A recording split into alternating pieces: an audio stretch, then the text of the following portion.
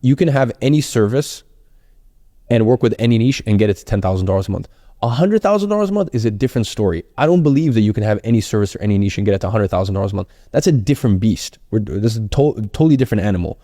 But to get to $10,000 a month, you can have any service in any niche and you should stick to that. But if you were hypothetically to get a Facebook ads expert from South Africa, a Zapier expert from Brazil, then you went to Slovakia and got a email marketing expert, and you had these people, they don't cost you anything. These contractors don't cost you anything just to have them ready to go. But the second that you sign an email marketing client, okay, well, first of all, the client pays you up front. That's how agency works. Even when you work with any half decent law firm, they expect prepayment up front. They want money on account. So you're collecting the money up front as the agency, and the contractor, every contractor, employee, everyone knows you get paid once you do the work. Yeah, of course. So it creates this positive cash flow. And there's certain businesses in the world that work this way, and that's why they become so successful. For example, insurance companies. Insurance companies are actually technically banks in the way that they operate, because they collect money from you, and you may never deposit, you may never take out that money or take out that insurance claim ever. There's people who have been paying for insurance, car insurance for 20 years and never even had a claim. Yeah, nothing like that, yeah. So they basically get to take all of that cash flow, take all of that money in, and then they get to go ahead and invest that in different places. And if you take that same principle and that same philosophy, it's actually very similar to what we're doing here, which is arbitrage. We're getting paid up front, and then the contractor is getting paid once the work gets delivered. So you have that little positive arbitrage play, and you have that cash flow play right there. It's kind of in the same way like drop shipping. Yeah. In drop shipping, you get the payment up front, and then obviously you pay for the product. Very similar thing. And that means that the risk is, in that drop shipping example, it means the risk is very low.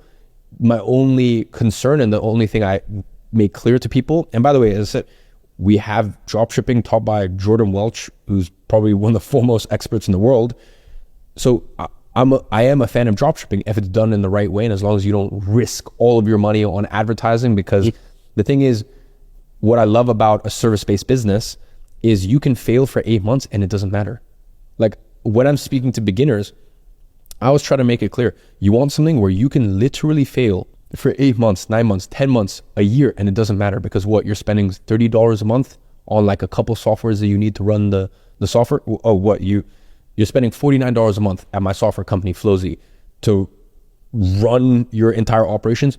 Listen, I get it, it's still $50 a month. It's not ideal to lose that, but a year in, you've spent $600. You get one client, $1,500. Paid there and then. Paid there and then. Yeah. Whereas sometimes with these other business models, for example, Amazon FBA, sometimes you know, like I know what it's like. I've put millions and millions and millions of dollars into physical product stocks and physical brands that I have. And look, I have one of my companies, I have dead stock sitting from 2021. I was actually found out about it yesterday. I was like, oh, listen, it's not crazy amounts of money, but like even seeing that hurts. And I was like, fuck, like I misread how much stock I needed, and it's just been sitting there.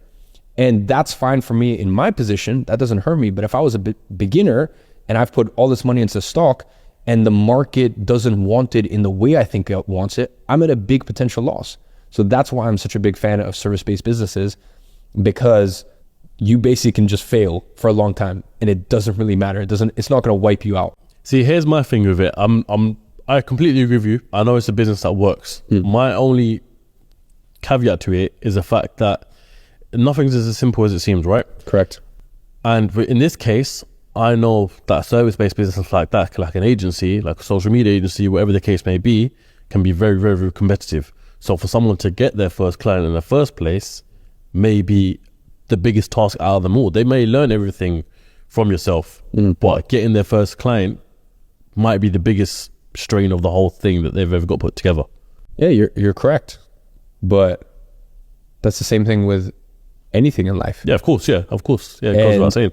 And you are correct, but that's why I preface this by saying that I love seeing people fail for 18 months of this and not be bankrupted, because I can't think of many businesses in the world where you can start it for 18 months, you can fail, and it won't bankrupt you, and it won't wipe you out. Because you try and fail at an e-commerce business for 18 months, you're gonna be looking at some serious debt. You try to, and by the way, that's why, for example, in Digital Launchpad, most of the methods that we teach don't involve any ad spend. So most of it is organic, because my number one goal is I don't want my audience to lose money. I don't want my audience to try something and then it's like get wiped out.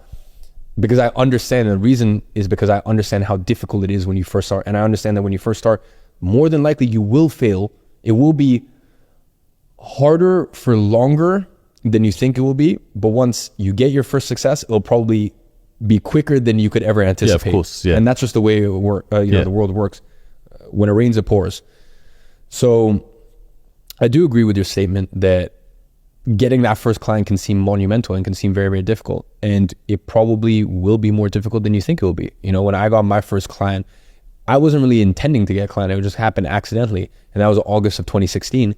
It was 7 months later that I got my second client. So that's 7 months. Most people would give up in that time. But one of the reasons I didn't give up was it wasn't costing me anything to try.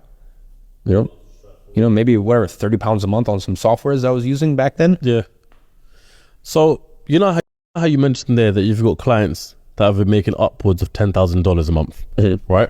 Have you got a model that's going to come out where it may cost someone, substantially more, but then it unlocks a different, it's almost like it's not a program made for beginners. It's now made for, okay, cool. You've made your first 10K within this field consistently. Let's just say you've got to do it for a period of 6 months straight before you can do anything else. And then they can now enter another realm of the digital world that's costing a lot more, but they can gain a lot more back. For example, if we're given the Tate analogy, then Tate example, here's the real world, and then his upsell to that is the war room. Have you got anything like that coming, or? Do I have intention to make products more expensive?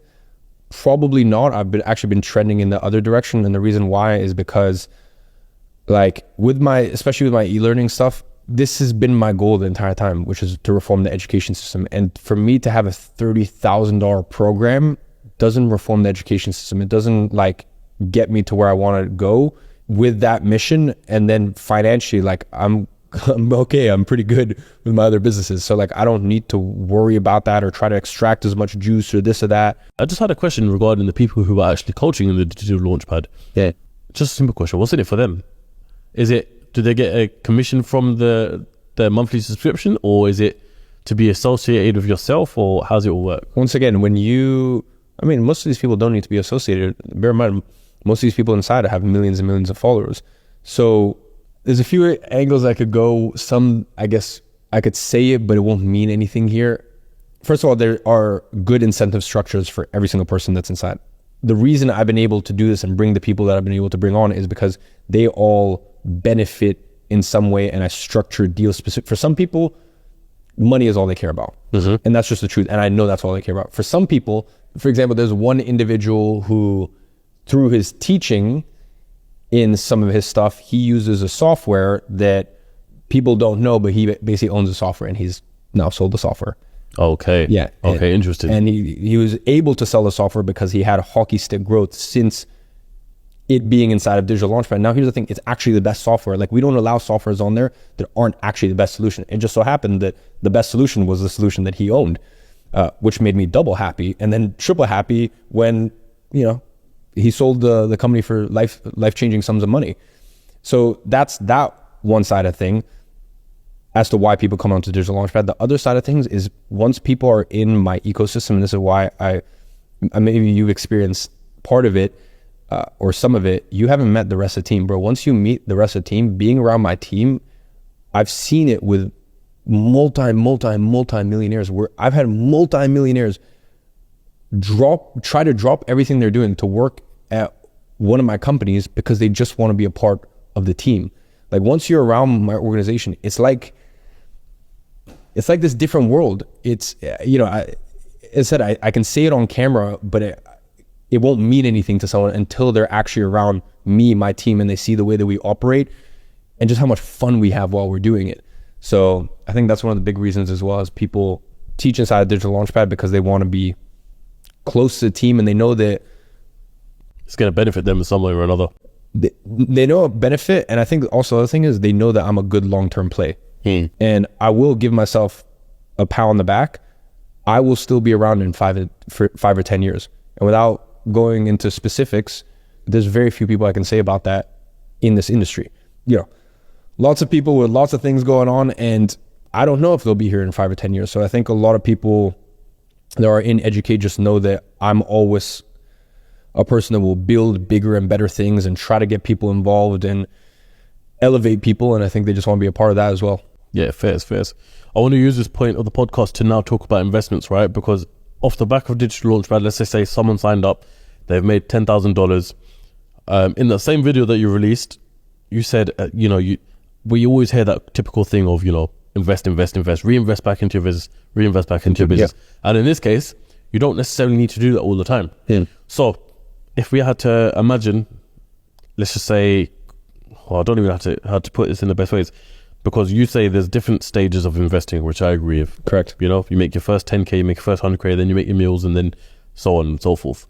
So I think let's start off like this. Let's talk about the ways you invest your money first at the stage you are now, and then we'll give an example. Let's just say someone who's made their first $10,000, and how did they invest their way going forward? Yeah. So one of the things about investing is you're going to have to find out what kind of investor you are, and that takes time. For example, 3 years ago, I remember 3 years ago, I had at one point I had $8 million in a hot wallet in crypto. Yep. There would be weeks it would go down 2 million. I didn't give a fuck. I was just, I don't know what it was. And the other thing is I'd only started really investing the year before. That's one of my biggest regrets, is that I didn't start investing sooner. I had successful businesses and I had good cash piles, but I only started investing really in 2020. And the way I invested was I put $1 million into Bitcoin in November of 2020. It was late November, early December. And yeah, I'm not going to sit here and say I'm a genius it was luck. 99% of people who have made money in crypto, it's luck. And 99% of people in crypto aren't intelligent enough to admit that to themselves. Mm-hmm. At least I'm honest. It was fucking luck. And, I was also very public about my portfolio. There's, I remember on YouTube, I put up a video that said my $7 million crypto portfolio. And I joked inside of it. I said, next week it might be worth double or it might be worth half. Next week what happened? It was worth half. Yeah. And, I ended up riding it through the summer of, what was that? That must have been 2021. And then, eventually sold back end of 2021. But once again, I will admit most of that was luck. But the reason I bring that up is because that shows my mindset back then, which is I was reckless. I didn't give a shit as an investor. These days, and I remember back then in 2021, 2020, I was like, why would anyone buy bonds? Why would anyone, back then, obviously bonds were, yielding 0.5%, 1%. So bonds really were genuinely not worth it back then. But even 5%, I was like, why would anyone ever invest and try to get a 5% return? I'll wipe my ass with 5%. That's nothing, blah, blah. What happened these days? October, November, I bought millions and millions and millions of dollars of bonds yielding between 5 to 6%. Saudi bonds, Apple bonds, US government bonds, different companies that actually produce. I don't like buying bonds from banks because they don't actually produce anything. So you can see in, what was that, 2.5 years, something like that, how my mindset changed so much as an investor. I am like a grandpa investor these days. I buy stocks. I buy a stock into stock market, even when I don't want to. Every time, every Tuesday, amount automatically gets deducted from one of my private banks that I work with. So every week on Tuesday, we don't invest on Mondays or Fridays because you don't want to invest around market open or market close. Yep. Because it can be a lot of volatility. So we invest every single week on Tuesday, and every single week when that money goes out, first of all, I guess I don't even realize it goes out, but knowing it pisses me off because I don't want to invest in the stock market. The reason why is because I believe the stock market is incredibly overvalued as it currently stands. But I've just decided, you know what? Let me just not think too much and let me just do what I know works, which is just dollar cost average. And I can't go wrong with it. And that's one side of my investment. I've got other sides of my investment, et cetera, et cetera. So I think just learning what kind of investor you are, even for me, as I started investing in property, a lot of property, a couple of years ago, I've kind of come to a realization. For me, success used to be every single month I want to buy a property. Now I'm at a point where I want to buy a property twice a year. I mean, for investment purposes, not for personal use, but I want to buy a property twice a year. And which is, rather than buying a property every single month, I'd rather buy a property that's cost 6 times as much and wait every 6 months and only have one tenant to deal with. And I would also rather take, like, for example, in all my properties, I only accept a year payment upfront. And I know I lose potential customers or potential tenants because of it. I know that I charge less money because of it. But for me, and I have a team that handles all this. I have my family office, I have my CFO. So it's not like I'm the one collecting, rent payments and this, that. But just the idea that someone's late on their rent pisses me off so much, where I'm like, the return on this just simply isn't worth it. So this is stuff that you will learn as time goes on. It's almost like, sorry to interrupt you there, so it's almost like the tenants are people like yourself then, of people who want to be in you've bought a villa like this, and then renting this out would be insane for someone like yourself to come along. Yeah, I'll pay you up front, done. Correct. Makes your life easier. Correct. But the point is, that's something that you learn over time. When I was young, I thought that success meant as much real estate. I just wanted to own as many doors as humanly possible. Now I've kind of come to terms where I'm willing to make less money if that means less complexity and less headache. That's also the stage of life that I'm at right now. Who knows, maybe in 20 years where all I am as an investor, I don't have my business anymore, I just focus on my investments, then maybe, things will be different. So all that summarized to say that everyone's going to have a different risk tolerance. Everyone's going to have a different things that they like to make money from. They're also going to have different competitive advantages. Competitive advantages still apply to investments. If your family has been in property for 30 years, you should probably fucking get into property. And you should probably get into property in the same place that they got into property and use your competitive advantages. Yeah. I didn't have any competitive advantages on that front. So I guess I've just had to play around in the sandpit and find what works for me and what doesn't work for me. So I could tell people, I've kind of told people, I guess, my philosophy around investing in this, it applies to such a small amount, which is why, as I said, online, I usually have to dumb myself down because I can't really talk about what I've got going on because it applies to about 12 people in the audience. And then I'm doing a disservice by putting out content that it only applies to such a small, minute amount of people. It doesn't resonate with everyone. Yeah, so that's why I have to talk about some of the more basic stuff and the more generalizations. So we're talking about people at their beginning stage. The best thing that you can invest in, and it annoys me that I have to say this, or it annoys me when I say this because I can understand how it can come across as disingenuous, but the best thing you can invest in is yourself. And I'll explain why the best, and I don't care what you buy. I don't care if you take a 200-pound course on accounting. I don't care, literally anything. But the point is, because you are the business, for so long as you are the business, you are the only revenue generator, and you are the predictor of how successful that business is. So the more capable you are as a person means the more capable the business is. Now, as time goes on and you grow your business will outgrow you, and your business success will not be determined or should not be determined on you as a person. Yeah. You should have created this organism, this living, breathing organism that can survive and sustain without you. So to bring that back as to why it's so important to invest in yourself, because you really don't have any other lever to pull. That's really the only thing that you've got going for yourself. When you're, really in the first couple of years of business, like, you are the business and you are the thing that will either determine whether the business dies or whether it succeeds. So make yourself as strong as possible, make yourself as knowledgeable as possible, make yourself as skilled as you can humanly be. And that's why I say invest in yourself, whatever it is. And that doesn't mean that, buy some shiny online program, this, that. It could literally be a boring qualification you get in accounting or finance. Because I swear some of the shit that sounds boring, like, is genuinely very, very useful in business. Yeah, of course. Do you know what? If we had to bring it to the example of someone who gets paid $10,000 a month, all of what you just said applies there. And also, I just done a podcast, funny enough, with someone who's a private investment banker, right? Yeah. Works for Coutts Bank in the UK. And he's just written a book. And in the book, he's got a very powerful statement, a very good statement, which is get a grip of where your money is. And what was it? I wrote it down. I can't remember exactly. If you can't see where your money is going, your money can't see what you're trying to achieve with it. Yeah. Now, with that being said, I like the idea of someone who earns their first $10,000 in their month or whatever the case may be, but also having the idea and the knowledge of what to do with the money once they got it, and strategizing and planning around that, because I feel like that's a very, very important thing. Because if someone, I was a victim of it as well, made a good amount of money, And what do you do with the first amount of money that when you first see it, if you don't have any plans of it, you end up blowing it. So I think it's very, very important for people who make the first lot of money, whether it's from Digital Launchpad or whatever else they're doing, to have something in place, in mind, ready to put their money in and do it. So I think it's interesting, man. I was going to ask you if you have someone on your team there, but you did mention right there that you've got family office. What do you mean by that exactly? You've got people in the family like just look after your investments as well? Or? A family office is basically an office that takes care of the affairs and the business ongoings of a family. Yeah. So my family is aka me. Yeah. So basically, a family office will take care of the investments, accounting, tax strategy, offshore planning, all this. Basically, they take care of my family, which at the moment is obviously just, me.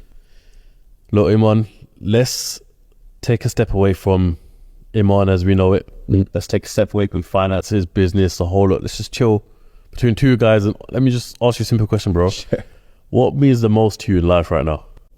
As I said, for me, fulfillment, like doing difficult things. And, I really, really, really look forward to being a father. And is that something that's on the cards? Because you said in the beginning as well, marriage and kids. Yeah, probably within the next few years. You got someone in mind? Listen, the thing is, the dumbest thing you could ever do is put your relationships and your this style on social media. So like whether I did, whether I didn't, either way, it's just like no one would ever know. No one would ever know. Like, respect it. If anyone thinks that my wife is ever going to be on social, like you're fucking insane. There's not one of these influencers before you start guessing. No chance. So, I really look forward to being a father and an amazing husband to one wife, by the way, because to clarify, because for me I want to have the family that I didn't have. And I just feel like, I think back to 3 years ago, if I had stayed in that place where I was a 7 out of 10, like I don't know if I would be able to impart the same wisdom that I can right now when it comes time that my children are born. Like I just feel like I've gone through so much chaos and headache and stress and like so much. I've broadened my horizons so much, but I still have so much farther to go. Like there's so much shit I don't know that will make me a better father. And I just know that there will come a time where I think being a father is really important in the later stages. This is just my opinion. I know everyone has different opinions. I'm not saying this is right or wrong. And here's the other thing. Funnily enough, I don't fucking have kids. So maybe if you want to learn how to raise kids properly, have one. Go listen to someone who actually has kids. So this is just simply my opinion. As I said, there's certain things where I can speak from a place of authority, and there's certain places where I'm just going to give you my opinion. This is one of those things. I'm just going to give you my opinion. For sure. And my opinion is that as a father, you're really the most impactful from 8, 10 onwards, where you're really imparting life lessons and wisdom and this and that. Before those ages, I think the mother is far more important, nurturing, taking care. Like, you've got this being, this thing that's just weak and frail and trying to grow up and become strong in this world. So all that to say that I'm just excited to keep living more and more life and keep getting more and more lessons, because I just feel like what I'm going through right now will make me so much better as a father, also make me so much better as a husband as well. And for me, that's important because I don't know what a healthy family looks like. I come from a lineage of like broken families. Well, I guess my grandparents on my mom's side, they stayed married until my grandfather's death. But apart from that, like I look at, my mom's sisters and brothers, most of them are divorced. Obviously my mom and my dad, like that, I've never had a family. So that's why for me, I just think I have a chance to be the person to end that lineage. And I have a chance to really get my shit together as a person, because there's still so much shit I need to work on as a person to be the best partner I could be. And that is a skill. And I think that's a worthy skill, learning how to be in a healthy relationship. Listen, like I've had a lot of craziness in my life. I've experienced a lot of things. Like, listen, go have your fun, go fuck around, go do this, go blah, blah, blah, this, that. Like, go sleep with all the supermodels you never thought you'd sleep with. I've done fucking all of it 100 times over. That does not compare to like getting your shit together as a man and knowing how to be firm when you need to be firm with your wife, your partner, whatever it is, and also how to be gentle when you need to be gentle, and how to realize there's certain times where you're like, oh fuck, I was actually being unfair in that situation. And it takes a real big fucking man to admit that. And especially, you know, a person like me who everything's like firm and to the book and this and that. Like, I think I'm in a stage right now where I'm really preparing for that next phase of life, and I'm looking forward to it. Do you think that that's something, I mean, look, because admittedly, you have everything around you. You know, thank God you've got businesses, you've got money, you've got a team. Do you think that that's the aspect, the piece of the pie that needs to be filled, like now? Listen, I've fulfilled everything, to be honest. If you look at all the material stuff outside of that, you've got your faith. Now, faith, especially in the last 18 months, 2 years, is something that has been a priority to me and something that I focus on. For me, your faith and your wife are two things that do not belong on social media. That's just me personally. My opinion. Now, I don't think it's a wrong thing. I just for me personally, in my position, I just feel like those are things that I prefer being private. Okay, so by faith, are we talking about religion here? Yes. Okay, so obviously I know your religion, you're Muslim, right? Mm-hmm. So I agree with you, because I have the mindset of your relationship with God is your relationship with God. Mm-hmm. But then I started to speak about it as well on podcasts, and the amount of messages, especially after them giving Tate the Quran, because it's not something I do with every single guest, but then I saw the impact that it has of, you know, spreading the message of Islam. And I'm not saying you have to incorporate in all your pieces of content. I'm not saying you got to do this and preach it on a daily basis of faith, but I think even something as small as letting people know that a man of influence like yourself is a Muslim, you know, and you know, I'm not saying, no, I'm not perfect, you're not perfect, no one's ever perfect in the religion, but even if you're portraying that to your audience, I think is a beautiful thing, because you don't realize the impact it can have. And if you want to look at it in a faith perspective and a perspective of religion, God sees the efforts that you're doing to bring more people closer to God, which I've definitely felt in the past 18 months as well, 2 years or something like that, off the back of that Tate podcast. But I don't know, that's my perspective. I'm not saying you got to do that or anything like that. I'm not saying it's something. By the way, I think that's also, it's two sides to the coin, and I think that's also an amazing perspective to have. And you can flip it on its head and say that, no, I'm actually doing worse by not speaking freely about my faith and my religion and my practices. And maybe there's a lot more people that I could aspire to do so because of it. Now, I speak openly, and I always tell people, I always say I'm friends with everyone except for atheists. And maybe a few other people, but for topic for another day. But point is, I've always pushed people to faith. Now, as to what faith, for me personally, that's not something I want to get into. And the other thing is, I don't talk about I talk about faith from a general holistic sense. I don't talk about the specifics. Like, I don't need to, I guess I just don't really feel the need to post every single day during Ramadan. I would rather just genuinely fucking live it. Yeah, like, of course, yeah. And I, once again, this isn't to bash the people that, you know, do post about their religion. I guess for me, I just feel like I'm so imperfect that, and I know everyone is, but I just feel like I'm so imperfect that I would rather just leave my actions and me getting better between me and God. And I think the big thing is because of social media. Behind the scenes, I'm having a lot of conversations and I'm doing a lot to help and a lot of different things. It's just specifically speaking about it on social media. For me, I just feel like, and once again, maybe this is an immature thought, but I guess I just always feel very annoyed when, you know, people try to judge you. And I'm like, judging another man in of itself is a sin. Yeah.